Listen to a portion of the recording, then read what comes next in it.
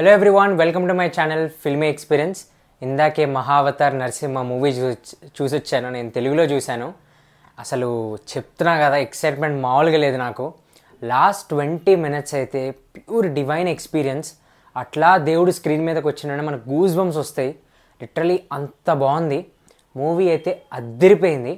And in depth మీకు నాకేం నచ్చాయో మీతో క్లియర్గా చెప్తాను. బట్ ఒకవేళ మీరు ఫస్ట్ టైం వచ్చినట్టయితే, ఒకవేళ వచ్చి ఉంటే like Harihara Veeramallu and fantastic 4 movie reviews already post చేసేసాను మన ఛానల్లో, ఒకసారి ఉన్నాయి, లుక్ వేసేసేయండి.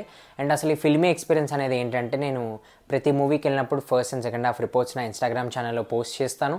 అండ్ ఒక మినీ రివ్యూ కూడా దాంట్లో ఫస్ట్ పోస్ట్ చేస్తాను, అండ్ దెన్ యూట్యూబ్లో వీడియో వస్తుంది.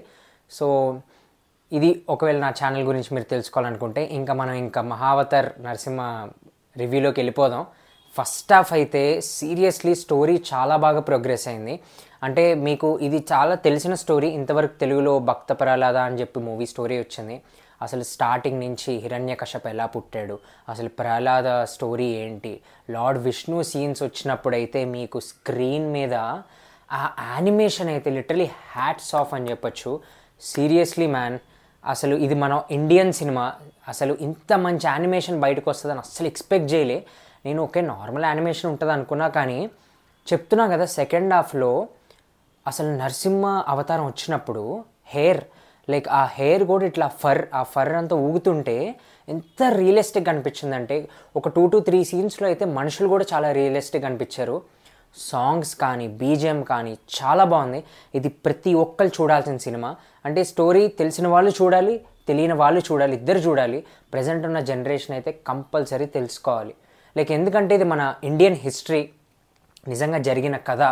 అసలు గూస్ బంప్స్ వస్తాయి, నేను చెప్తున్నా కదా. అండ్ మేబీ కొంతమందికి ఇది స్లో అనిపించచ్చు, కానీ స్లో లేదు, ఏం లేదు. ఇది కంప్లీట్ సూపర్ సినిమా అంతే.